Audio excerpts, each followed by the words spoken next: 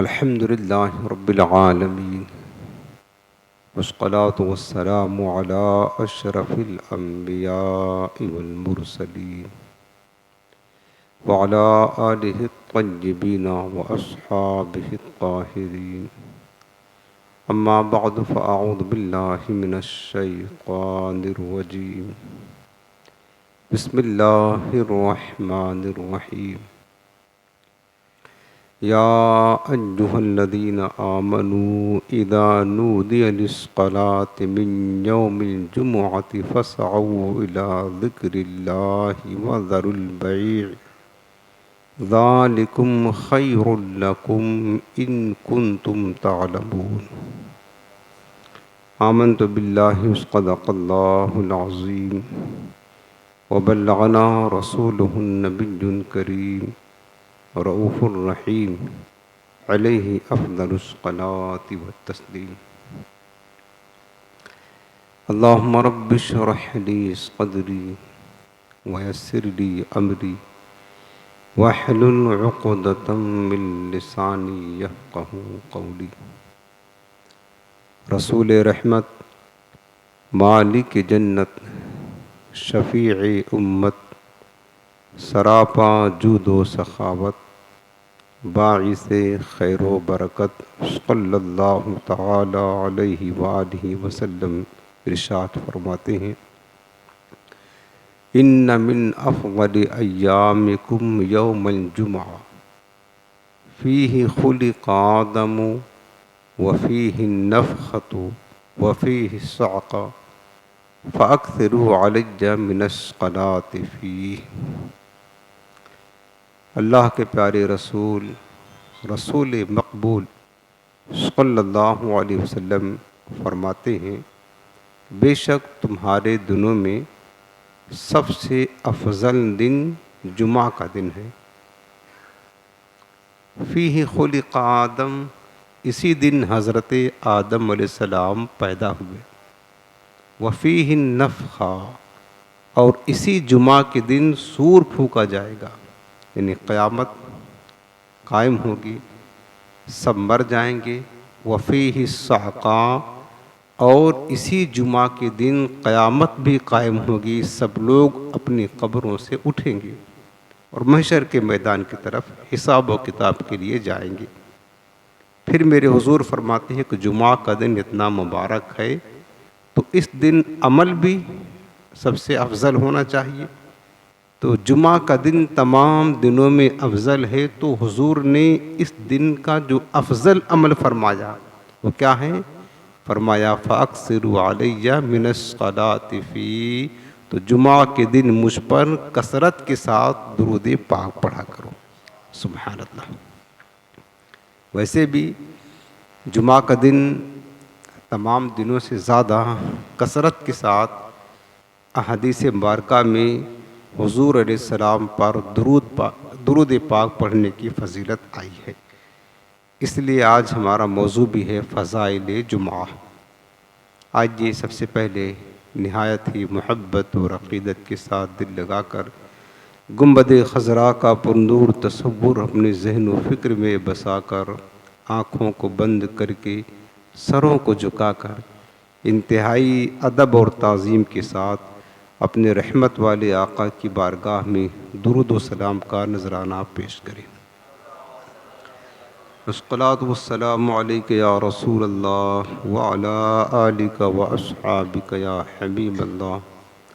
अस्सलातु वस्सलामु अलैका या नबी अल्लाह व अला आलिका व अस्हाबिका या नूर अल्लाह नवैतु सुन्नतल इतिकाफ़। हाज़रीन मोहतरम, आज हफ्तावारी इस्लाही बयान में फ़ज़ाइल जुमा के उन्वान से कुछ अहम बातें आपकी खिदमत में पेश करूँगा और आप इसको तवज्जो के साथ सुनें भी और इसको याद भी रखें और इस पर अमल भी करने की कोशिश करें। और हत्तल इम्कान जो बातें आप सीखें, कोशिश करें कि ये बातें हम अपने दोस्तों में, घर वालों में, बच्चों में, मुसलमानों के दरमियान शेयर करें, आगे बढ़ाएं। ताकि हमारे प्यारे आका अलैहिस्सलाम के दीन का पैगाम दूसरे लोगों तक पहुंचता रहे और इस तरीके से लोग कम अज़ कम जुमा की फजीलत से आशना हो जाएं और जुमा की अहमियत को समझें। सबसे पहली बात आप ये समझ लें कि मेरे अजीज़ों, आज ये मुसलमानों की बदनसीबी है कि मुसलमान जुमा का दिन भी आम दिनों की तरह गफलत के साथ गुजार देते हैं। हालांकि ये दिन हमारे लिए, जैसा कि हदीस पाक फरमाया कि ये तमाम दिनों का सरदार है, अल-जुम्अतु सय्यदुल अय्याम, जुमा मुसलमानों के ईद का दिन है। जुमा का दिन तमाम दिनों से अफजल दिन है और इस उम्मत के लिए अल्लाह ने जो ख़ास इबादत का दिन मनाया है वो जुमा का दिन है। इस जुमा की अहमियत आप इस रिवायत से समझें कि हज़रत मूसा अलैहिस्सलाम अल्लाह की बारगाह में हम कलाम हुए तो हज़रत मूसा अलैहिस्सलाम ने अर्ज़ किया कि बारी ताला, तूने यहूद को सनीचर का दिन दिया है, उनकी इबादत के लिए जो ख़ास दिन है यहूदियों का वो सनीचर का दिन है, और नसारा को यानी ईसाइयों को तो इत्वार का दिन अता करेगा, उनकी इबादत का मखसूस दिन। तूने अपने हबीब की उम्मत को कौन सा दिन अता फरमाया, या तो अपने हबीब की उम्मत को कौन सा दिन उनकी ख़ास इबादत के लिए अता करेगा। तो रब्बुल आलमीन ने इरशाद फरमाया कि मूसा, मैंने अपने हबीब की उम्मत के लिए जुमा का दिन रखा है, अल्लाह का मुंतखब करदा ये दिन। तो हज़रत मूसा अलैहिस्सलाम ने पूछा कि मालिक, फिर जुमा के दिन की फजीलत क्या है, इसकी अज़मत और बरकत क्या है। अल्लाह रब्बुल आलमीन ने इरशाद फरमाया कि मूसा, अगर जुमा का दिन तेरी उम्मत को मिलता तो कभी इनकी शक्लें तब्दील ना होती।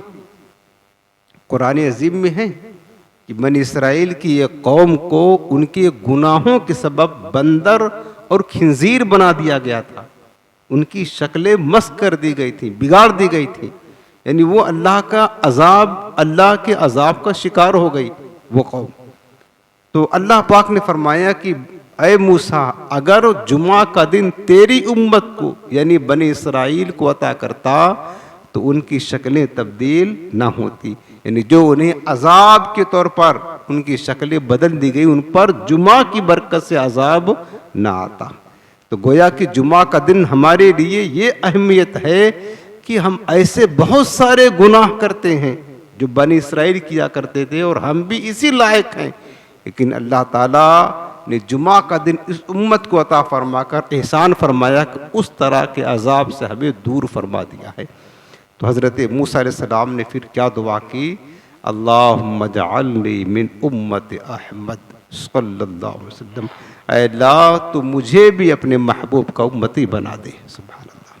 मेरे अजीज़ों, हम कितने खुश नसीब हैं, अपने मुक़द्दर पर रश्क करे, रश्क सारी ज़िंदगी अगर शुक्र अदा करे इस बात पर, सिर्फ इस बात पर कि अल्लाह ने हमें बिन मांगे कभी दुआ नहीं की, कभी मांगा नहीं कि मालिक तो हमें अपने हबीब का उम्मती बना, नहीं मांगा।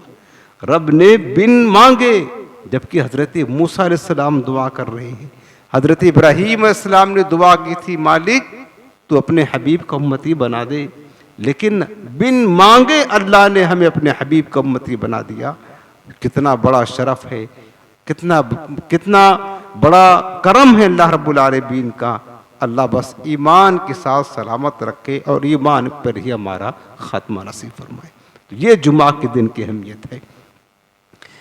कुरान अज़ीम में जुमा की फजीलत इससे भी साबित होती है कि अल्लाह ने पूरी सूरत एक नाजिल फरमाए, सूरह जुमा 28वें पारे में है, और उसी की एक आयत करीमा है सूरतुल जुमा की आयत नंबर 9। सबसे पहले इसका तर्जुमा हम सुन लें।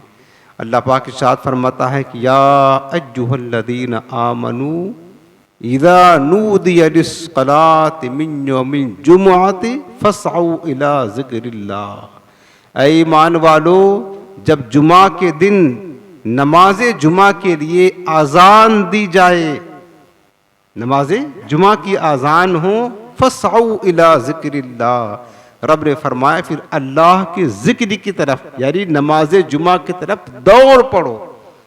यानी तेजी के साथ तैयारी करो। मुराद है भागते भागते जाओ, ये मतलब नहीं है।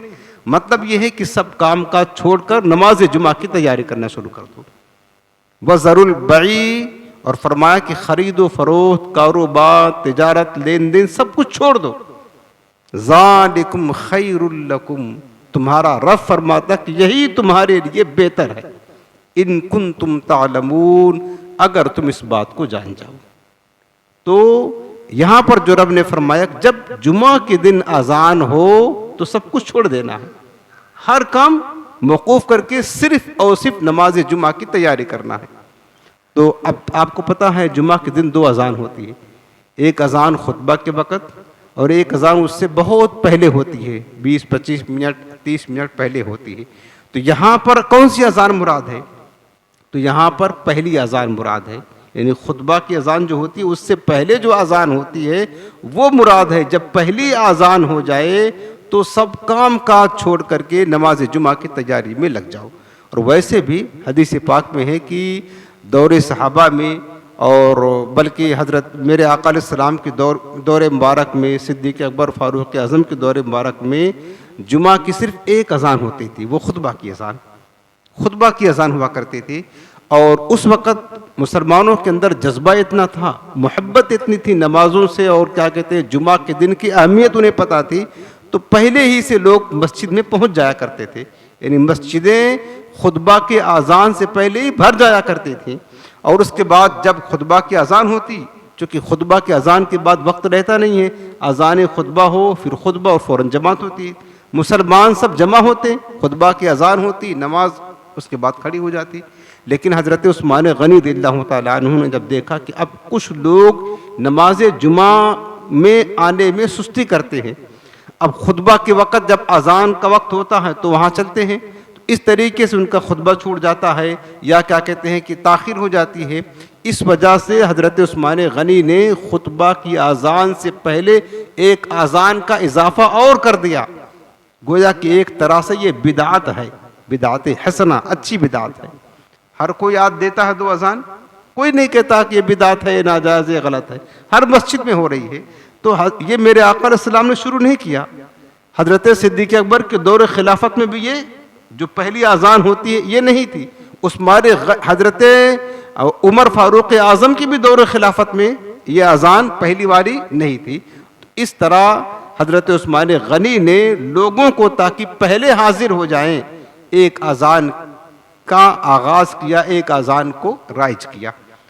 तो लेकिन जिस अजान पर मस्जिद की तरफ, जुमा की तरफ तैयारी करने का, नमाज पढ़ने के लिए जाने का हुक्म है, वो आज जो पहली अजान होती है, चूँकि तैयारी का ताल्लुक़ उसी से है, वही अजान मुराद होगी।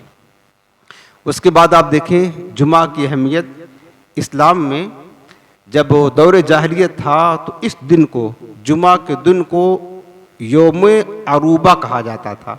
यौम अरूबा, सबसे पहले इसका नाम हज़रत काब बिन लुवै, जो हमारे प्यारे आका अलैहिस्सलाम के अजदाद में से हैं, यानी बाप दादा में से हैं, हुज़ूर सलाम के पैदाइश से तकरीबन 500 बरस पहले मुअर्रिखीन लिखते हैं कि हज़रत काब बिन लुवै मेरे आका के दादा में से होते हैं। ये अरूबा के दिन लोगों का इज्तिमा करते, लोगों को जमा करते, और उसके बाद में नबी आखिर ज़मान जो पिछली किताबों में सरकार के औसाफ करीमाना लिखे हुए थे, हुजूर की अलामात, उसका जिक्र करते।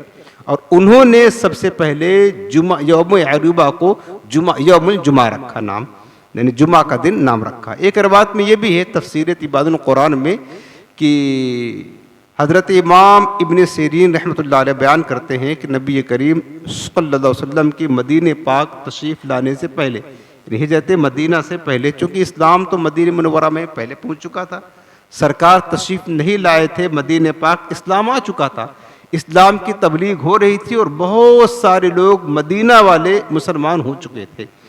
तो हुजूर अलैहिस्सलाम के मदीना में तशरीफ़ लाने से पहले अहले मदीना एक जगह जमा हुए और आपस में ये मशवरा करने लगे कि यहूदियों का एक दिन उनकी इबादत के लिए ख़ास है, वो शनिचर का दिन है। इसी तरह नसरानियों का भी एक दिन उनकी इबादत का है, वो इत्वार का दिन है। ऐसा करते हैं कि हम लोग भी हफ्ता में एक दिन मुंतखब कर लें, उस दिन जमा होकर के सब लोग इबादत करेंगे, अल्लाह का जिक्र करेंगे, नमाज पढ़ेंगे, खुतबा होगा, वाज होगा। इस तरह हमारा भी एक दिन हो जाएगा। अभी तक लोग यौम अरूबा कहा करते थे जुमा के दिन को। तो इस तरह जमा हुए तो सारे लोग मिल करके हजरत असअद बिन ज़ुरारा रज़ियल्लाहु ताला अन्हु सहाबी रसूल हैं, उनके पास आए और कहा कि हम चाहते हैं कि जिस तरह यहूदियों का एक दिन है इबादत के लिए ख़ास, नसारियों का एक दिन इबादत के लिए ख़ास है, हमारा भी एक दिन इबादत के लिए ख़ास हो जाए। तो वो यौम अरूबा को जमा हुए थे। तो हज़रत असअद बिन ज़ुरारा ने उस दिन पहली मर्तबा तमाम जो अहले मदीना के मुसलमान जमा थे उनको 2 रकात नमाज पढ़ाई, खुतबा दिया और उसी दिन उन्होंने यौम अरूबा को यौमुल जुमा नाम रख दिया। उस दिन से जो है ना फिर जुमा का दिन नाम पड़ गया।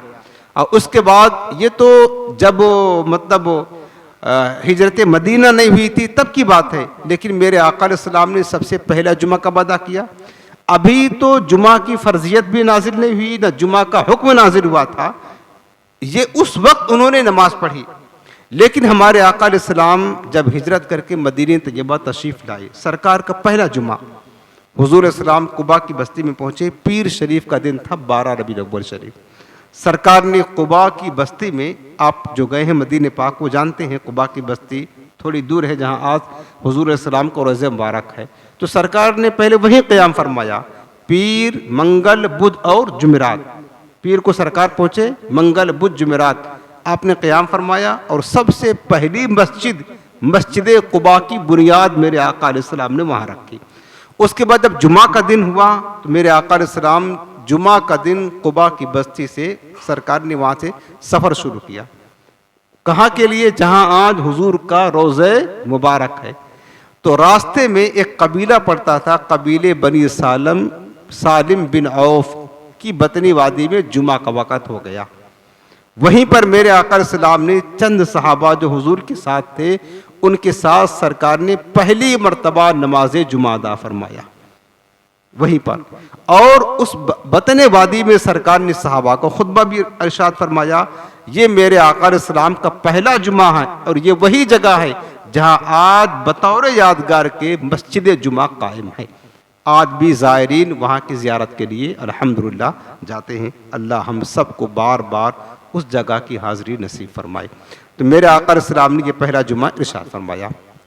अब कुछ जुमा की फजीलत के बारे में सुन लेते हैं। हमने ये देखा है कि ज़्यादातर मुसलमान जुमा के दिन गफलत और सुस्ती करते हैं, नमाज जुमा का एहतराम भी कम करते हैं और नमाज जुमा के आने में जो है ना सुस्ती और गफलत बहुत ज़्यादा करते हैं। सबसे पहले कि जुमा के दिन की अहमियत क्या है, इस हदीस पाक से आप समझे। इब्ने माजा शरीफ की रवायत है, रसूल पाक सल्लल्लाहु अलैहि वसल्लम ने इरशाद फरमाते हैं कि जुमा का दिन तमाम दिनों का सरदार है और फरमाया कि अल्लाह ताला के नज़दीक ये जुमा का दिन ईद उल फितर और ईद उल अज़हा से भी बड़ा है। ईद और बकरीद से भी बड़ा ये दिन है जुमा का दिन। जबकि हम ईद और बकरीद के दिन छुट्टी रखते हैं और एहतमाम करते हैं, नए कपड़े पहनते हैं, नहाते हैं, धोते हैं, सब कुछ करते हैं। हालांकि जुमा का दिन तो उससे भी बड़ा है। मेरे आका अलैहिस्सलाम फरमाते हैं, फिर हुजूर अलैहिस्सलाम फरमाते हैं कि जुमा के दिन 5 खसलतें हैं, 5 ऐसी अजमतें और अहमियत हैं जो किसी और दिन को हासिल नहीं है। पहली बात हुजूर फरमाते हैं, अल्लाह ताला ने इसी दिन हज़रत आदम अलैहिस्सलाम को पैदा किया, पैदाइश आदम का दिन। इसी दिन अल्लाह ने ज़मीन पर इन्हें उतारा जुमा के दिन, और इसी दिन अल्लाह ताला ने हज़रत आदम को वफ़ात अता फरमाई। जुमा का दिन हज़रत आदम अलैहिस्सलाम से निस्बत रखता है, गोया कि हमारे बाप हज़रत आदम की यादगार का ये दिन है, यादगार का ये दिन है। उनकी पैदाइश का भी दिन है, उनकी वफ़ात का भी दिन है, उनके ज़मीन पर तशरीफ़ लाने का भी दिन है।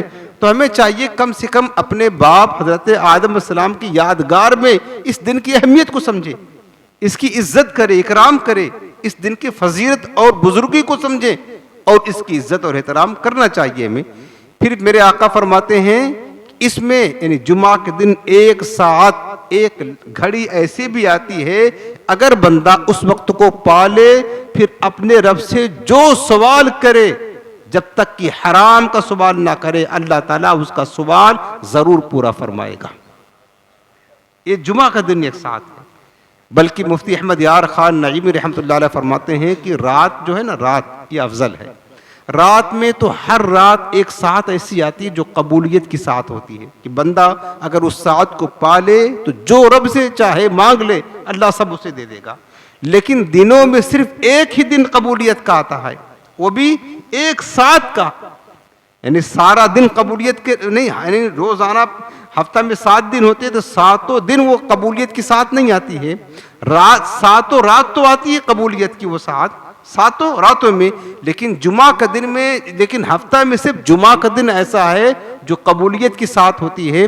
बल्कि जामे तिरमिजी की हदीस पाक है कि जुमा के दिन जिस सात की ख्वाहिश की जाती है उसे असर के बाद से गुरूब आफ्ताब तक तलाश करो।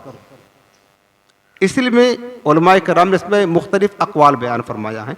हज़रत मुफ्ती अमजद अली आज़मी रहमतुल्लाह ताला अलैह फरमाते बहार शरीयत में कि जुमा के दिन की जो कबूलियत का लम्हा है जो मेरे हुज़ूर अलैहिस्सलाम ने फरमाया है उसके बारे में मुख्तलिफ अक़वाल हैं, लेकिन 2 कौल इसमें ज़्यादा कवी हैं।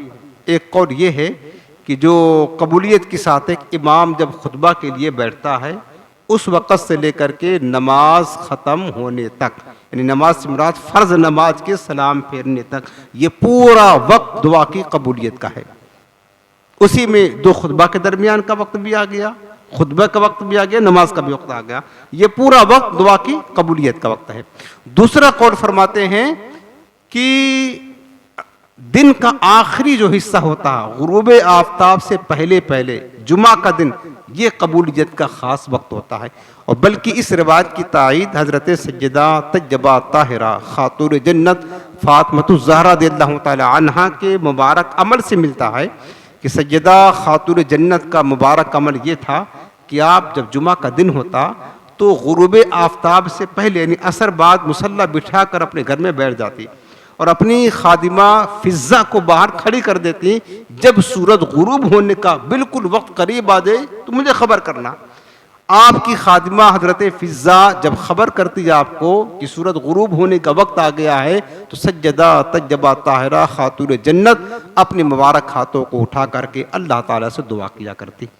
तो इनके मुबारक अमल से ये साबित होता है कि जुमा का दिन का जो आखिरी वक्त है गुरूब आफ्ताब से पहले पहले का वक्त ये दुआ की कबूलियत का वक्त है। तो बहरहाल हमें इस वक्त की मतलब अहमियत को समझना चाहिए और हमें इस वक्त दुआ में कोशिश करके गुजारना चाहिए। उसके बाद जो मैं हदीस आपको सुना रहा था कि 5वीं जो खसरत जुमा के दिन है, मेरे आका अलैहिस्सलाम फरमाते हैं कि इसी दिन क़यामत भी कायम होगी। कोई फरमाया कि मुकर्रब फरिश्ता, आसमान, ज़मीन, दरिया, पहाड़, कोई ऐसा नहीं जो जुमा के दिन से डरता ना हो, जो जुमा के दिन से डरता ना हो। और मुअत्ता इमाम मालिक की रवायत में है हुजूर नबी करीम सल्लल्लाहु फरमाते हैं कि कोई जानवर ऐसा नहीं जो सुबह सादिक से लेकर के सूरज निकलने तक चीखता ना हो क़यामत के डर से कि कहीं आज क़यामत कायम ना हो जाए, सिवाय इंसान और जिन के, यानी सब। हालांकि जानवर तो मुकल्लफ नहीं है हिसाब किताब के, जानवरों को आखिरत में अजाब कोई ना होगा, लेकिन वो भी डरते हैं कि कहीं आज क़यामत ना कायम हो जाए। पहाड़, आसमान, जमीन, दरिया, ये भी खौफजदा होते हैं जुमा के दिन कहीं आज ही क़यामत कायम ना हो जाए। लेकिन अफसोस की बात यह है कि मुसलमान कितना बेफिक्र है, कितना गाफिल है, कितना निडर है, उसे अल्लाह उसकी रसूल की बातों पर यकीन है, फिर भी मुसलमान जुमा का दिन न खौफ करता है, न डरता है, न चीखता है, हत्ता कि न जुमा का एहतराम करता है। जुमा के दिन भी बदनसीब लोग फजर की नमाज छोड़ देते हैं और जुमा का दिन का सूरज तुलू हो जाता है। मुसलमान बदनसीबी का हाल यह है कि नमाज फजर कज़ा करके बेदार होते हैं। कितनी बड़ी बदनसीबी और महरूमी है। जानवर डरते हैं प्यारे, चांद सूरज डरते हैं, आसमान खौफजदा होते हैं कि आज क़यामत न कायम हो जाए क़यामत की सख्तियों की वजह से। लेकिन मुसलमान कितना बेपरवाह है, अफसोस है मुसलमान कितना बेपरवाह है। मेरे अजीज़ों, हमें जुमा का दिन का एहतराम बहरहाल करना चाहिए, जुमा का दिन का एहतराम करना चाहिए। मुस्नद अबू याला के रवायत में है कि अल्लाह ताला का फजल देखे जुमा का दिन कैसा होता है।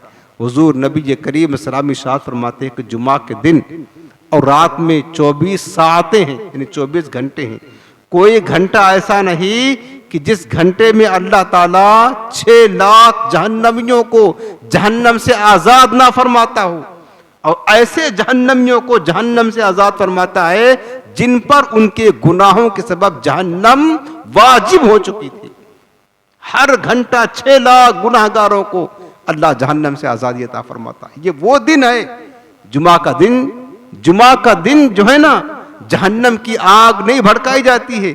हदीस पाक में है कि जुमा का दिन जो मरता है, जिसकी मौत होती है, अल्लाह उसे शहादत का मकाम अता फरमाता है।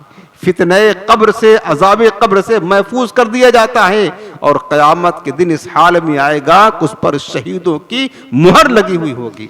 ये जुमा की दिन की अहमियत है, जुमा के दिन की अहमियत है। और एक हदीस पाक में जमुल जवामे लिस्सुयूती की हदीस पाक है, हजरत अब्दुल्ला बिन अब्बास रवायत करते हैं, मेरे आका अलैहिस्सलाम ने फरमाया अल जुमातु हज्जुल मसाकीन वफी रिवायतिन अल जुमातु हज्जुल फुकरा। मेरे हुजूर फरमाते जुमा का दिन मिस्कीनों का और फकीरों का हज का दिन है। यानी मिस्कीन जो नहीं जा सकते हरम शरीफ हज करने के लिए, मक्के मुकर्रमा नहीं जा सकते गुर्बत की वजह से, मेरे मुस्तफ़ा ने फरमाया है कि जुमा की नमाज एहतमाम के साथ अदा कर ले, अल्लाह ताला उन्हें भी हज बैतुल्लाह का सवाब अता फरमाएगा। इतना बड़ा दिन है प्यारे, इतना बड़ा दिन है। काश हम जुमा के दिन की अहमियत को समझने में कामयाब हो जाते। उसके बाद सही इब्न खुज़ैमा की रवायत है, मुसलमान सबसे ज़्यादा गफलत जुमा की नमाज के लिए आने में सुस्ती करते हैं। हुक्म है पहले जाए। रब ने क्या फरमाया है कि जैसे ही जुमा की अजान हो सब कुछ छोड़ दो, फसऊ इला ज़िक्रिल्लाह, जुमा की नमाज की तैयारी शुरू कर दो। यहाँ तो लोग बैठे बैठे देखते होते हैं घड़ी, कभी तो खुतबा का वक्त नहीं हुआ है, खुतबा का टाइम नहीं हुआ है। उसके बाद जब खुतबा का वक्त होता उस वक्त लोग आते हैं। ये कितनी बड़ी महरूमी है यार, कितनी बड़ी महरूमी है। अब इस सिलसिले में हदीस पाक सुने ताकि हमारा जहन पहले जाने का हो जुमा के दिन। प्यारे ये ईद का दिन है हमारे लिए, इबादत के दिन अल्लाह ने हमारे लिए रखा जुमा का दिन। ये सही इब्न खुज़ैमा किताब जुमा हजरत अमर बिन शुऐब रज़ियल्लाहु तआला अन्हु हदीस पाक की बात करते हैं। रसूल करीम रऊफुर रहीम सल्लल्लाहु अलैहि वसल्लम ने इरशाद फरमाया कि तुबअसुल मलाइकतु अला अबवाबिल मस्जिद यौमल जुमा। मेरे आका करीम फरमाते हैं कि जुमा का दिन आता है, अल्लाह ताला फरिश्तों को भेजता है। फरिश्ते मस्जिद के दरवाजे पर आकर खड़े हो जाते हैं और उनके पास कलम भी होता है और कागज दफ्तर होता है। यक्तुबून मजी अन्नास, लोगों के आने का वक्त लिखते हैं। मस्जिद के दरवाजे पर खड़े होकर फरिश्ते कि कौन किस वक्त आ रहा है, पहले कौन आता है, बाद में कौन आता है, ये पूरा लिखते हैं, नोट करते हैं। और ये अल्लाह की तरफ से मुंतखब होता है, अल्लाह की तरफ से कौन पहले आता है कौन बाद में आता है। फ़ैदा खरजल इमाम तुबियतुस सुहुफ व रुफ़िअतल अक़दाम। फिर जब इमाम जो है ना खुतबा के लिए खड़ा होता है तो उस वक़्त वो जो सहीफ़ा लेकर आते हैं अपना, फरिश्ते लिखते हैं नाम, वो लपेट लेते हैं, उसको बंद कर देते हैं, कलम उठा करके रख लेते हैं। यानी अब उसके बाद जो आएगा खुतबा शुरू, जब इमाम खुतबा के लिए निकल गया, अब जो उसके बाद आएगा अगरचे वो नमाज पढ़ता है लेकिन उसका नाम फरिश्तों के रजिस्टर में नहीं लिखा जाता है, क्योंकि जैसे इमाम खुतबा के लिए निकला फरिश्ते अपना रजिस्टर बंद करके खुतबा सुनने में मसरूफ हो जाते हैं। अब जो उसके बाद आता, कितनी बड़ी महरूमी है कि जुमा पढ़ने आया भी, अब वो फरिश्ते तो पेश करते हैं ना, रजिस्टर अल्लाह की बारगाह में जा करके पेश करते हैं, मालिक ये फला बंदा इतनी टाइम आया, फला बंदा इतने पहले आया, फला बंदा इतने पहले आया। अब जो बदनसीब खुतबा का इंतजार करता होता है और इमाम खुतबा के लिए निकलता उस वक्त आता है, अगरचे जुमा पढ़ लेता है लेकिन उसका नाम सुहफ़े मलाइका में नहीं लिखा जाता है। उसके बाद मेरे आका फरमाते फतक़ूदुल मलाइकतु बअदुहुम लिबादिन, जो फरिश्ते होते हैं आपस में एक दूसरे से पूछते हैं, मा हबिसा फुलानन, फुला को क्या हो गया, फुला बंदा नमाज जुमा के लिए नहीं आया, फुला बंदा क्यों नहीं आया। ये आपस में बातें करते हैं कि फुला भी तो मुसलमान है, आना चाहिए, उसका नाम लेकर के पूछते वो क्यों नहीं आया। फतक़ूलुल मलाइकतु, तो फरिश्ते अब दुआ करते अल्लाह की बारगाह में, क्योंकि बाज़ जो जुमा के दिन नहीं आने वाले होते हैं वो कोई मजबूरी है उनके पास, कोई हॉस्पिटल में है, कोई बीमारी में हो, कोई सफ़र में हो, तो फरिश्ते क्या दुआ करते, अल्लाहुम्मा इन काना दाल्लन फहदिहु, ऐ अल्लाह अगर वो बंदा जो नहीं आया जुमा के लिए, अगर वो भटक गया हो तो उसे हिदायत दे दे। व इन काना मरीजन फशफी, ऐ अल्लाह अगर वो बीमार हो, बीमारी की वजह से नहीं आ पाया तो उसे शिफा अता फरमा दे। व इन काना आइलन फगनिहु, अगर वो तंग दस्त मोहताज हो, या अल्लाह तो उसे गनी कर दे। सुभान अल्लाह, ये फरिश्ते दुआ करते मुसलमानों के लिए। ये जुमा के दिन की अहमियत समझिए। उसके बाद इसी तरह की दूसरी रिवायत सही बुखारी की है। हुजूर नबी करम नूर मुजस्सम शाह बनी आदम सल्लल्लाहु अलैहि वसल्लम इरशाद फरमाते हैं कि जब जुमा का दिन आता है तो मस्जिद के दरवाज़ों पर फरिश्ते आने वाले को लिखते हैं, उनका नाम नोट करते हैं।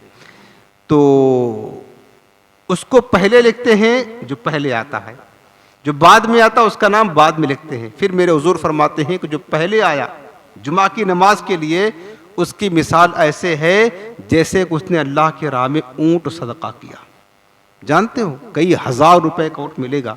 हम आपसे कहें यार हर जुमा को एक ऊँट सदका करो, आप कहेंगे इतना पैसा कहाँ से लाएंगे कि हम ऊँट सदका करें। आपको इतना पैसा नहीं खर्चा करना है, सिर्फ जुमा की नमाज के लिए पहले आना है, खुतबा का इंतजार नहीं करना है। आजान हो जाए, आजान के साथ ही आप दाखिल हो जाएं। हफ्ता में एक दिन आप सेट तो कर सकते हैं, अगर अपनी सुस्ती को दूर कर दे, जुमा की अहमियत को समझे। वैसे भी हुक्म दिया है कारोबार बंद कर देना प्यारे, बंद कर देना उस वक्त जो जुमा की आजान हो जाए। फिर कोई दुकान चालू करके बैठा खरीदो फरोख्त कर रहा है, उलमा ने लिखा वो नाजायज है, गुनाह है, उसकी कमाई शुबह वाली कमाई हो जाएगी। और बल्कि रिवायत में अल्लाह ताला उससे ज्यादा बरकत देगा जो बंदा जुमा की एहतराम के लिए अपने काम काज को बंद कर देता है।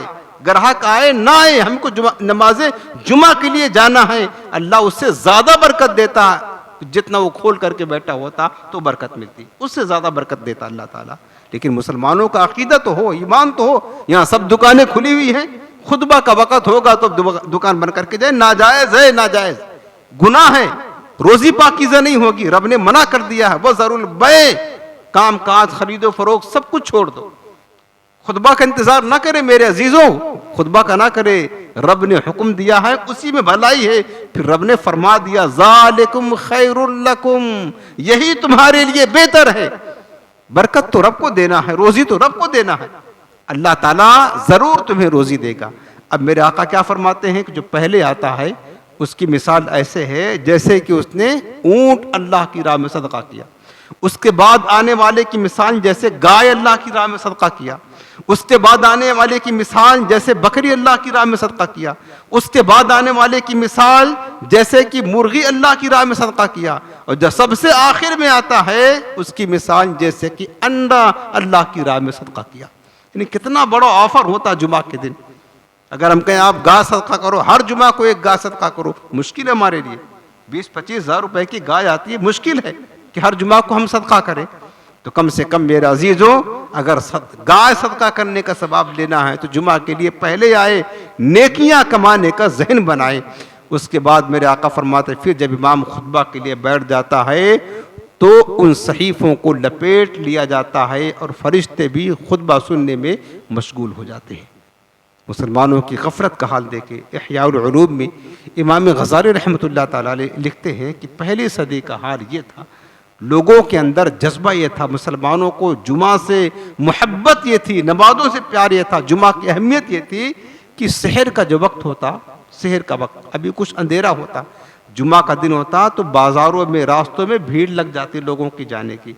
लोग चराग बत्ती लेकर के नमाज़े जुमा अदा करने के लिए सहर का वक़्त जामा मस्जिद की तरफ चल दिया करते थे। इमाम गज़ाली लिखते पहले के ज़माने का हाल ये था लोगों का, उसी वक्त लोग चल देते ताकि पहली सफ में जा करके हम पहले पहुंचने का सवाब भी मिल जाए और पहली सफ में हाजिरी भी नसीब हो जाए। और जानते हो पहली सफ में हाजिरी का सवाब क्या है? हदीस पाक में मेरे आका फरमाते हैं अगर लोगों को पता चल जाए कि पहली सफ में नमाज पढ़ने की फजीलत क्या है तो कुरान अंदाजी करें। सब कहेंगे हम पढ़ेंगे, सब कहेंगे हम पहली सफ में जाएंगे। अब कितने लोग आएंगे? कुरान अंदाजी करें, जिसका नाम कुरान में निकले वही पहली सफ में खड़े होंगे नमाज के लिए। या आपस में तलवारें चल जाए, वो कहेंगे नहीं मैं पढ़ूंगा, वो कहेगा नहीं मैं पढ़ूंगा पहली सफ में। अगर लोगों को पता चल जाए कि पहली सफ में नमाज अदा करने की फजीलत क्या है।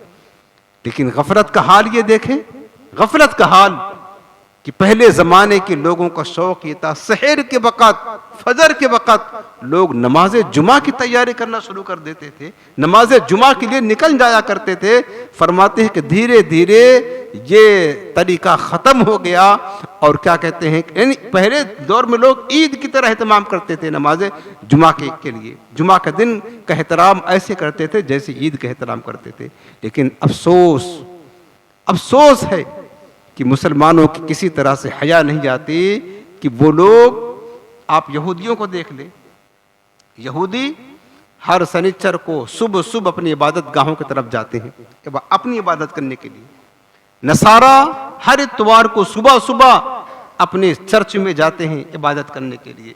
अफसोस यह है कि मुसलमानों को न यहूदियों से शर्म आती है, न नसरानियों से हया आती है, और दुनिया के जो कारोबार है, दुनिया के तलबगार लोग, तिजारत करने वाले लोग, जिनका काम काज सुबह ही शुरू हो जाता है, वो भी सुबह सुबह अपने काम काज के लिए बाजारों की तरफ निकल पड़ते हैं। लेकिन अफसोस कि मुसलमानों की किसी तरह हया नहीं कि मुसलमान अपने रब की इबादत के लिए सच्चे दीन पर कायम होते हुए भी नमाज जुमा का एहतराम नहीं करता, नमाज जुमा पढ़ने के लिए उस वक्त का इंतजार करता है जब इमाम खुतबा के लिए बैठे तब हम जाएं। कितनी अफसोस की बात है कि मुसलमान किस कदर रब की इबादत से, जुमा की मतलब अहमियत से गफलत का शिकार है। अल्लाह मुसलमानों को मोहब्बत नसीब फरमाए और जुमा के दिन पहले आने की अल्लाह तौफीक अता फरमाए। और बल्कि हदीस पाक में है, मेरे हुजूर फरमाते तुम्हारे लिए हर जुमा एक हज और एक उमरा का सवाब लिखा जाता, हर जुमा को। तो लिहाजा मेरे अजीज़ों, जुमा के दिन की अहमियत को समझें, जुमा के दिन की फजीलत को समझें और जुमा की बरकतें हासिल करें। दूसरे हदीस पाक अल-मुअजमुल कबीर की रिवायत है, हज़रत सय्यदना सिद्दीक़ रज़ियल्लाहु तआला अन्हु रिवायत करते हैं, रसूल करीम रऊफ़ुर रहीम सल्लल्लाहु अलैहि वसल्लम इरशाद फरमाया, जो जुमा के दिन गुस्ल करे, जुमा के दिन गुस्ल करना मसनून भी है और सुन्नत भी है और क्या कहते हैं बहुत फजीलत का सबब भी है। जुमा के दिन गुस्ल करे और उसकी खताएं और गुनाह मिटा दी जाती हैं। फिर एहतमाम के साथ गुस्ल करके नमाज जुमा के लिए जाता है तो हर कदम पर 20 नेकियां मिलती हैं उसको। और एक रवायत में है कि हर कदम पर जो जुमा के लिए बंदा जाता है 20 साल का अमल उसके लिए लिखा जाता है, 20 बरस का अमल हर कदम पर लिखा जाता है। फिर जब नमाज जुमा से फारिग होता है तो 200 बरस का अमल उसके नामा अमाल में लिख दिया जाता है। रिवायत में है, मेरे आका रसूलुल्लाह ने हज़रत सय्यदना अबू हुरैरा रज़ियल्लाहु अन्हु से फरमाया, अबू हुरैरा कभी भी गुस्ले जुमा और नमाज जुमा तर्क मत करना, गुस्ले जुमा और नमाज जुमा कभी तर्क ना करना, क्योंकि जुमा के दिन रिवायत में है जो मुसलसल जुमा को गुस्ल करता है अल्लाह ताला 70 बीमारियों और 70 बलाओं से उसकी हिफाजत फरमाता है। जुमा के दिन गुस्ल करने के बाद में ये भी है, जो बंदा जुमा के दिन गुस्ल करे, अच्छा कपड़ा पहने, खुशबू लगाए और नमाज जुमा के लिए जाए तो जिन लोगों तक उसकी खुशबू पहुंचती है अल्लाह ताला उसे उतना गुलाम आज़ाद करने का सवाब अता फरमाता है। ईद की तरह एहतमाम करके जुमा के लिए जाए और हो सके अगर मुमकिन हो आप आसानी के साथ कर सकते हो तो कम अज़ कम इस्लामी जो अपना लिबास है ना सुन्नत वाला, एक कुर्ता पजामा तो आप सिलाकर रख ले। हो सके अगर मुमकिन हो तो जुमा के दिन वही लिबास ही मेरे आका का पसंदीदा लिबास है। और कोशिश करें जुमा का दिन इमामा अगर बांध सकते हो, मेरे आका ने साफ हदीस पाक फरमाया जुमा का दिन इमामा बांधने वाले को पर फरिश्ते जो है ना दुरूद पाक भेजते हैं। जो जुमा के दिन इमामा बांधता है फरिश्ते उस पर दुरूद पाक भेजते हैं और एक जुमा इमामा के साथ 70 जुमा से अफजल है। जुमा के दिन की फजीलत और ये है, बल्कि हर नेकी का सवाब जुमा के दिन 70 गुना बढ़ा दिया जाता है, हर नेकी का सवाब। आज जुमा का दिन नहीं है, आज अगर एक नेकी करेंगे तो एक नेकी का सवाब एक ही मिलेगा, लेकिन अगर हम यही नेकी जुमा का दिन करें, ऑफर है, जुमा के दिन करेंगे तो अल्लाह ताला 70 गुना सवाब हमें ज़्यादा अता फरमाएगा। तो लिहाजा मेरे अजीज़ों, जुमा का दिन का एहतराम करें, जुमा के दिन की बरकतें हासिल करें। जुमा के दिन और जो मुसलमान बहुत सारे हैं जो सुस्ती की वजह से, अपने कामकाज की वजह से, जॉब की वजह से जुमा छोड़ देते हैं, जुमा छोड़ देते हैं। जो शख्स जानबूझकर बिला उज़्र शरई सुस्ती की वजह से 3 जुमा छोड़ देता है, 3 जुमा जिसने गफलत की वजह से छोड़ दिया, गोया को उसने इस्लाम का पट्टा अपने गले से उतार करके फेंक दिया। एक बात में है। दूसरे बात में है कि जो शख्स 3 जुमा सुस्ती की वजह से छोड़ देता है, अल्लाह ताला उस पर, उसके दिल पर मोहर लगा देता, मोहर। और जब किसी के दिल पर मोहर लग जाती है फिर उसके लिए हलाल और हराम की तमीज़ बाकी नहीं रहती है। फिर वो जो मर्जी चाहे करता है, हलाल करे हराम करे, कुछ भी उसको परवाह नहीं होती है। और एक रवायत में है कि जो 3 जुमा सुस्ती की बिना पर छोड़ देता है वो मुनाफिक हो गया, उसका नाम मुनाफिकों में लिख दिया जाता है और उसने इस्लाम को पीठ के पीछे फेंक दिया, पीठ के पीछे फेंक दिया। जुमा के दिन जो जुमा छोड़ने वाले हैं इन्हें इस पर गौर करनी चाहिए। उसके बाद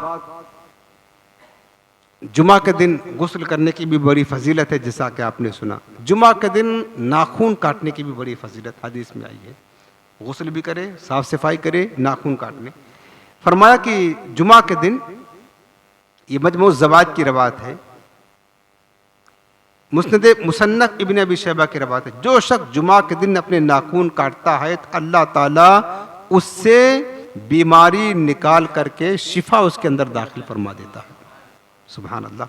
और मुफ्ती अमजद अली आज़मी रहमतुल्लाह ताला अलैह बहार शरीयत में लिखते हैं कि हदीस पाक में है, जो जुमा के दिन नाखून तरशवाए, इस जुमा से लेकर अगले जुमा तक अल्लाह ताला उसको बलाओं से महफूज रखता है, और 3 दिन और जायद यानी 10 दिन तक अल्लाह बलाओं से महफूज रखता है। ये क्या मुश्किल काम है?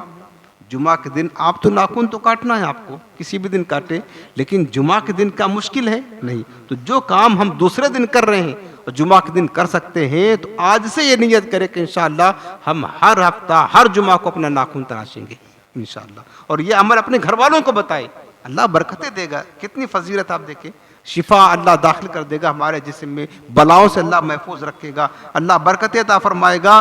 फरमाया कि एक रिवायत में जो शख्स जुमा के दिन नाखून तरशवाए तो रहमत आएगी और गुनाह धुल जाएंगे। ये भी बरकत है ना जुमा के दिन। तो इंशाअल्लाह आज से आप ये नियत करें कि जुमा के दिन ही हम नाखून वगैरह तरशवाएंगे। मोश के जो बाल है, नाखून है, हिजामत अगर मुमकिन हो तो जुमा के दिन करें, लेकिन कम से कम अगर ज़्यादा नहीं तो नाखून तो आप जुमा के दिन ज़रूर तराशने की अपनी आदत इसको बना लें। इसके बाद नवादरुल उसूल की एक रिवायत ये भी है कि हुजूर अक़दस सल्लल्लाहु अलैहि वसल्लम ने फरमाया कि पीर और जुमेरात को, हर पीर और जुमेरात को बंदों के अमाल अल्लाह ताला के हुजूर पेश किए जाते हैं। हालांकि अल्लाह ताला सब जानता है, खुसूसियत के साथ हमारे अमाल पीर और जुमेरात को रब की बारगाह में, और जुमा के दिन अंबियाए किराम और वालिदैन के सामने पेश किए जाते हैं। जो वालिदैन वफात पा चुके हैं ना, औलाद के अमाल अंबिया के सामने और वालिदैन के सामने पेश किए जाते हैं। मेरे आका फरमाते हैं कि वो वालिदैन जब अपनी औलाद के अमाल देखते हैं, अगर नेक अमल होते हैं तो वो खुश होते हैं, उनके चेहरों की रौनक बढ़ जाती है, बहुत खुश होते हैं कि मेरी औलादें मेरे बाद नेक अमल कर रही हैं। लेकिन मेरे हुजूर फरमाते, लिहाजा तुम अपने वफात पाने वालों को अपने बुरे आमाल से रंज ना पहुंचाओ।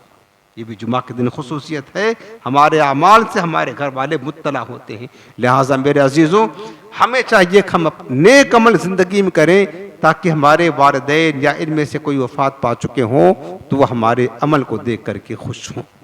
और मैंने बताया था शुरू में आपको जब बयान शुरू किया था कि जुमा के दिन दुरूद पाक पढ़ने की बहुत बहुत बहुत ज़्यादा फजीलत है। एक हदीस में है तो जुमा के दिन जो है ना 200 मरतबा दुरूद पाक पढ़ेगा, या जो जुमा के दिन 80 मरतबा दुरूद पाक पढ़ेगा, अल्लाह उसके 80 बरस के गुनाह मिटा देगा।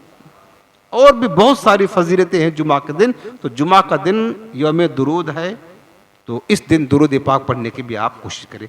अब आखिर में चलते चलते जुमा की फजीलत आपको बता दिया, जुमा की अहमियत को बता दिया, जुमा का सवाब बता दिया, हर नेकी का सवाब 70 गुना है।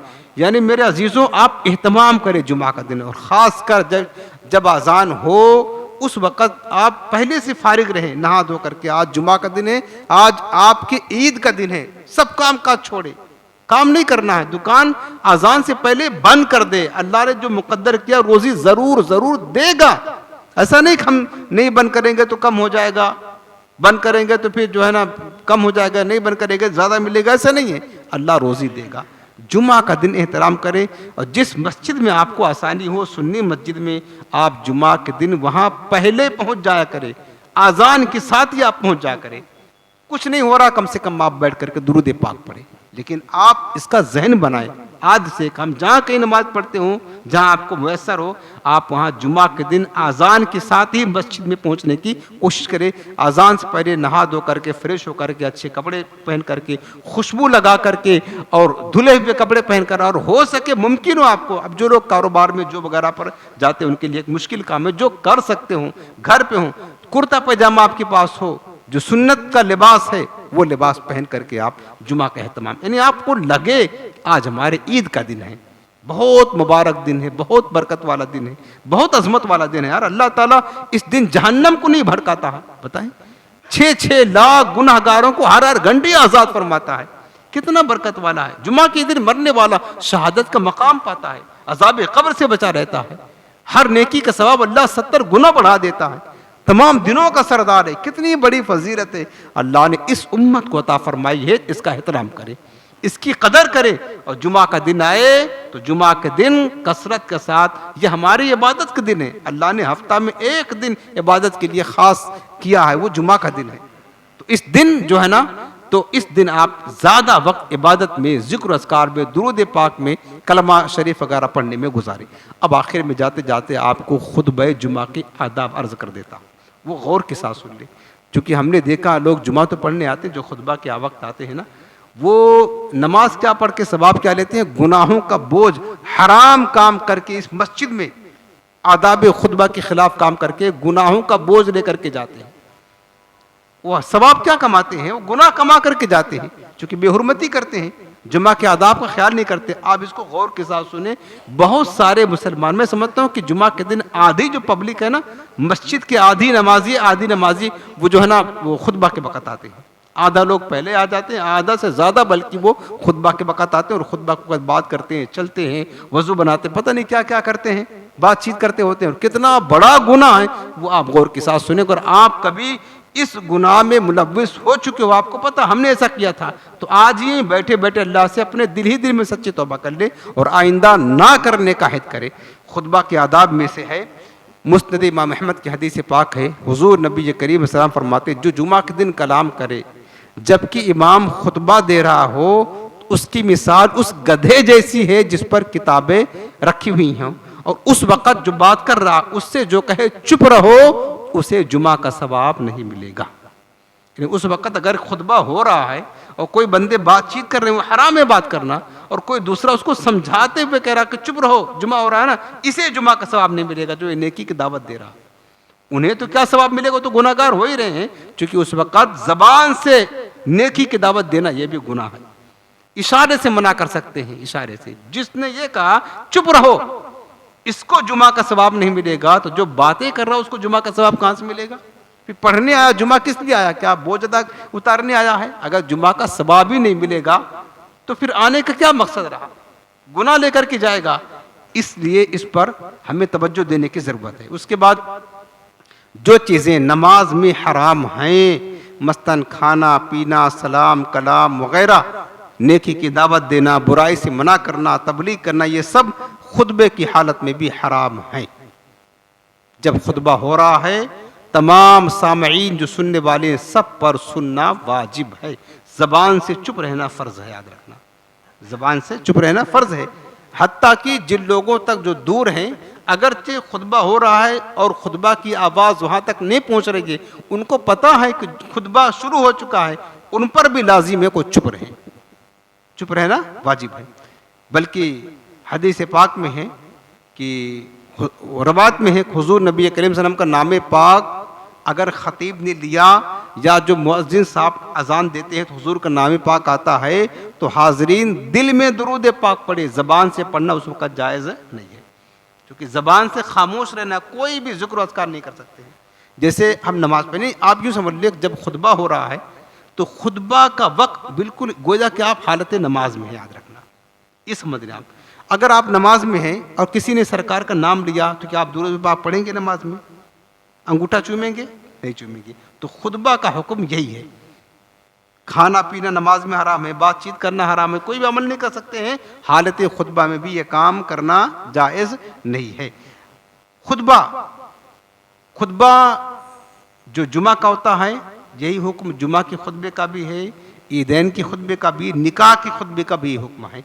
हदीस पाक में है कि जिसने जुमा के दिन लोगों की गर्दनें फलांगी, बाद लोगों को शौक़ होता है पहली सफ में आने का, बैठने का पहली सफ में, और आने का सब कब शौक़ होता है, जब खुतबा शुरू हो जाए तब होता है। हर जुमा को कुछ लोग ऐसे करते हैं, हमने ये देखा है। सबसे आखिर में आएंगे, खुतबा हो रहा, भागते भागते लोगों की गर्दनें फलांगते फलांगते आकर सबसे आगे बैठेंगे। कितना बड़ा गुनाह कर रहे हैं आप इस हदीस पाक को सुने। कभी आप नहीं करना, इसलिए मैं आपको सुना रहा हूँ।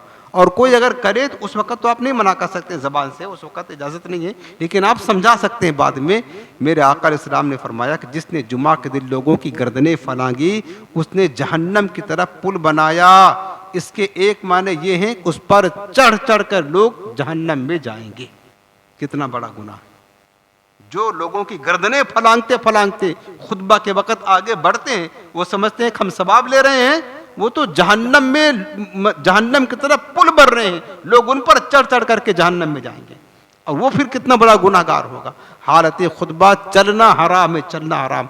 उलमाए किराम फरमाते अगर कोई बंदा इस वक्त मस्जिद में आया कि खुतबा शुरू हो चुका था, जहां पहुंचा वहीं खड़ा हो जाए, आगे ना बढ़े कि यह अमल होगा। और हालत खुतबा में कोई अमल करना जायज़ नहीं है, बातचीत करना भी जायज़ नहीं है। खुतबा की हालत में ये सब कुछ हराम है। बल्कि खुतबे का आदाब ये है, बुज़ुर्गों ने फरमाया कि जब खुतबा शुरू हो तो पहले खुतबे में दोनों हाथ अपने बांध दें, जिस तरह नफिल नमाज पढ़ते हैं हाथ बांध लेते हैं, बैठ कर नमाज पढ़ते हैं। दूसरे खुतबे में आप जो है ना अपने दोनों हाथों को रानों पर रख लें, जिस तरह कादा में करते हैं। बुज़ुर्गों ने फरमाया कि खामोशी के साथ खुतबा सुने, अल्लाह उसे 2 रकात नमाज पढ़ने का सवाब अता फरमाएगा। ये खुतबा की आदाब है। और खुतबा के वक़्त काबा शरीफ की तरफ मुँह करना सुन्नत नहीं है, खुतबा की तरफ खतीब की तरफ मुँह करके बैठना ये सुन्नत है। हमारे प्यारे आका अलैहिस्सलाम जो खुतबा दिया करते थे, सहाबे कराम हुजूर के रुख अनवर की तरफ रुक करके बैठा करते थे। अब जैसे कि जो खुतबा तो मिंबर पर होता है, अब मिंबर तो मस्जिद के बीच में, तो जो लोग दाएं बाएं किनारे बैठे हैं ना, उनको भी चाहिए कि वो सुन्नत की अदायगी के लिए अपना रुख खतीब की तरफ कर ले। वो लोग भी काबा की तरफ बैठ करके मुँह करके बैठे होते हैं। हालांकि मैंने जुमा में कई बार बताया हुआ, लेकिन लोग सुनते कहाँ हैं। तो सुन्नत की अदायगी के लिए खुतबा शुरू होने से पहले ही अपना रुख खतीब की तरफ कर लेना चाहिए कि सवाब इसमें ज़्यादा है। भाई वो हमारा अमल है, और काबा की तरफ बैठ करना, और खुतबा के वक़्त तो सुन्नत अमल ये है कि खतीब की तरफ मुँह करके बैठना, तो जिससे मुमकिन हो। अब जो लोग तो बिल्कुल इमाम के सामने हैं, उनका रुख तो खतीब की तरफ होता है, लेकिन जो दाएं बाएं होते हैं वो काबा शरीफ की तरफ रुख करके बैठे होते हैं खुतबा की हालत में भी, तो ये सुन्नत नहीं है। तो अगर मुमकिन हो तो सुन्नत की अदायगी के लिए अगरचे आप दाएं बाएं बैठे हो, लेकिन अपना रुख खतीब की तरफ खुतबा शुरू होने से पहले ही कर लेना, ताकि हमें सुन्नत की अदायगी का सवाब मिले और इसकी बरकतें मिले। आला हज़रत इमाम सुन्नत ने फरमाया कि बहालत खुतबा चलना हराम है, चलना हराम है, जैसा कि मैंने अभी आपको अर्ज़ किया। इसी तरीके से फरमाया कि खुतबा की हालत में चलना तो बहुत दूर की बात है। इमाम सुन्नत फरमाते हैं कि खुतबे में किसी तरफ गर्दन फेर कर देखना भी हराम है। यूँ बैठा है ना, ऐसे देख लिया, ऐसे देख लिया, जबकि खुतबा हो रहा है। इमाम सुन्नत फरमाते हैं कि ये भी हराम है। इतना मामूली अमल जब गुनाह है, अब हराम करने वाला तो गुनाहगार होगा, जहन्नम का हकदार होगा। हम आए हैं नमाज पढ़ने, जुमा पढ़ने, सवाब लेने के लिए। अब आप देख ले जुमा के दिन लोग कितनी बेहतियाती करते हैं, आराम से बैठ के बात भी कर रहे हैं, खड़े खड़े चल रहे हैं, घूम रहे हैं, बात कर रहे हैं, जो मर्जी चाहता करते हैं।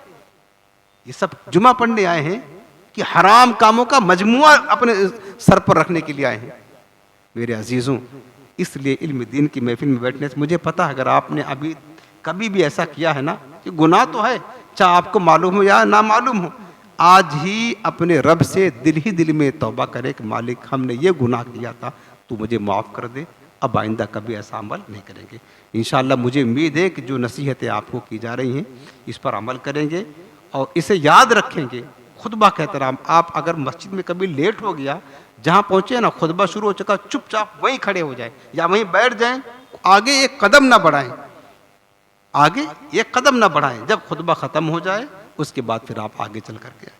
तो जो खुतबा के आदाब हैं, गर्दन फेर करके ना देखें, किसी से बात ना करें, हत्ता कि खुतबा में या अजान खुतबा में अगर प्यारे आका इस्लाम का नाम अक़दस भी आए ना तो ज़बान से दुरूद पाक ना पढ़े, दिल में दुरूद पाक पढ़े और अंगूठा भी ना चूमे। उस वक़्त अंगूठा चूमना भी मना है। जब कुरान पढ़ना मना है, नेकी की दावत देना मना है, तो फिर अंगूठा चूमने की इजाज़त नहीं। चूँकि उस वक़्त नमाज, हम गोया कि आप हालत नमाज में, तो क्या नमाज में अगर हुजूर का नाम सुनते हैं किसी की ज़बान से और हम नमाज के हालत में हो तो अंगूठे चूमते हैं सरकार के नाम पर? नहीं चूमते ना। तो इसी तरह हालत खुतबा की अजान का हुक्म है, सरकार का नाम आए तो भी दिल में दरूद पाक पड़े। बाज़ लोगों को ये देखा है कि चूँकि दो खुतबा के वक़्त ये दुआ की कबूलियत का ख़ास वक्त होता है, एक खुतबा पढ़ कर के इमाम बैठता, दूसरा खुतबा शुरू होने से पहले दुआ की कबूलियत, ये भी उलमा ने फरमाया यकीनन बहुत मुबारक मकबूल वक्त है। तो वो लोग हाथ उठा करके ज़बान से दुआ करते होते। ये है खुतबा का वक़्त, याद रखना। अगरचे वक्फ़ा है लेकिन ये वक्त शुमार होता खुतबे का। उस वक़्त जो है ना, याद रखना, अल्लाह ताला दिलों के हालात से बाखबर है। ज़रूरी नहीं कि आप हाथ उठाएंगे, ज़बान से कहेंगे तो ये अल्लाह सुनेगा ना। उस वक़्त अदब ये है कि हाथ उठाए नहीं और ज़बान से दुआ ना मांगे, बल्कि जैसे बैठे हैं वैसे बैठ करके दिल ही दिल में अपने रब से कहें। जो आपको कहना है, जो आपको ज़बान से कहना, दिल की ज़बान में करे, अपनी इस ज़बान से ना करे दुआ। उस वक़्त हाथ उठाकर और ज़बान से दुआ मांगने की इजाज़त नहीं है। दिल ही दिल में अल्लाह से जो मांगना चाहें, दुआ करना चाहें वो कर लें, अल्लाह ताला आपकी दुआ ज़रूर कबूल कर लेगा। और मांगा करें ज़रूर। खुतबा जब एक हो जाए, दूसरे खुतबे से पहले जब इमाम बैठे उस वक़्त ख़ास दुआ मांगा करे, अल्लाह ईमान की सलामती नसीब फरमा, अल्लाह ईमान पर ख़ात्मा नसीब फरमा। काश मदीने वाले आका के कदमों में शहादत की मौत नसीब हो जाए। दुनिया की परेशानियों के लिए जो भी अपने रब से कहना है दिल ही दिल में कह ले, अल्लाह दिल की ज़बान को भी जानता है। तो बस ये खुतबा के आदाब थे जो अर्ज़ किया, इस पर अमल करें। अल्लाह पाक हम सब को अमल करने की तौफ़ीक नसीब फरमाए। आज में आपका वजीफ़ा जो अता करता हूँ, आज का वजीफ़ा है कि हर काम में अल्लाह की मदद शामिल हो। जब हर काम में अल्लाह की मदद शामिल होगी तो आपको पता है कि आपका हर काम बन जाएगा। अल्लाह की मदद रहेगी तो हर काम बनेगा ना। तो ये वजीफ़ा इंतहाई आसान है और अपनी आदत बनाएं, हर काम में अल्लाह की मदद शामिल हो। वजीफ़ा ये है कि जब भी आप नींद से बेदार हों, सुबह में या अगर दोपहर में सोते हों, तो जब भी आप नींद से बेदार हों सिर्फ 20 मरतबा या मुक़तदिरो पढ़ लें। या मुक़तदिरो, मीम काफ पेश मुक़, ता ज़बर ता, दाल ज़ेदी रा पेश रो, या मुक़तदिरो, या मुक़तदिरो, या मुक़तदिरो 20 मरतबा अव्वल आखिर एक बार दुरूद पाक पढ़ करके ये वजीफ़ा आप मामूल बना लें। अल्लाह का जिक्र भी होगा और साथ साथ इंशाअल्लाह अगर ये पढ़ने की, ये अल्लाह का नाम अक़दस है तो अल्लाह के नाम की बरकतें ज़ाहिर होगी। अल्लाह ताला आपके हर काम में अपनी मदद ज़रूर फरमाएगा। अल्लाह पाक हम सबको अमल की तौफ़ीक़ अता फरमाए।